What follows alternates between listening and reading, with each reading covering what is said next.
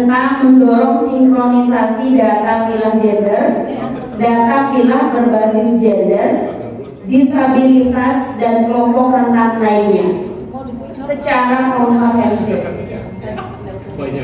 Jadi di sini dari kelompok 5 akan mengadvokasi dengan melakukan koordinasi dengan Kominfo menyerahkan data-data berbasis data berbasis spasial. Saya kira spesial. Karena masih ada banyak data, terutama di Kominfo itu masih kita belum banyak menemukan data-data. Di Kominfo itu sudah ada namanya NDB 1 data, tapi masih banyak data-data yang belum kita temukan di sana.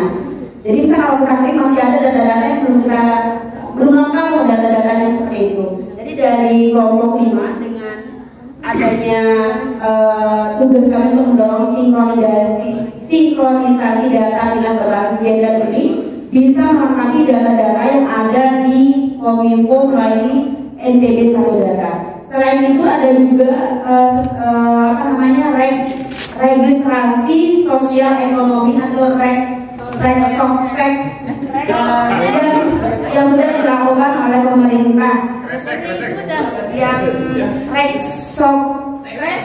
Reksosek itu harus sudah ada dasar-dasar hukum yang ditetapkan oleh pemerintah pusat sendiri. Jadi pemerintah provinsi NTB itu melaksanakan sesuai dengan aturan-aturan yang ada di pusat.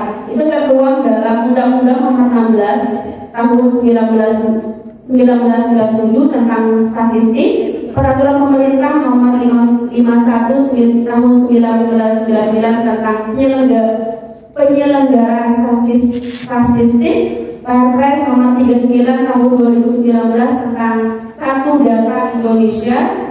Terus ada Perpres Nomor 86 Tahun 2020 tentang Rencana Kerja Pemerintah tahun 2021. Terima kasih. Mungkin akan dilengkapi dengan tim kita yang lain. Terima kasih. Nanti saya tambahin ya, saya tambahin sedikit. Jadi kita ini kan supaya masuk video maksudnya. Ya sengaja. Aman. Baik. Jadi kita terkendala pada satu masalah, khususnya di NTB terkait dengan data.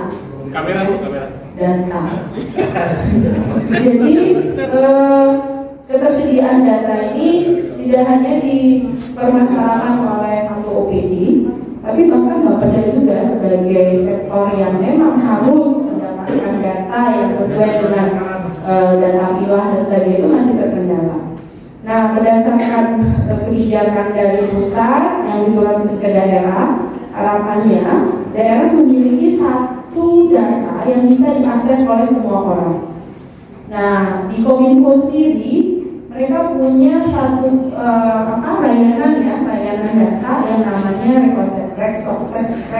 Dan itu juga waktu itu kita pernah bicara dengan Ibu Sekdis Kominfo bahwa kami juga mengalami kesusahan dalam mengakses data di beberapa OPD terkait terutama data-data disabilitas yang terpilah.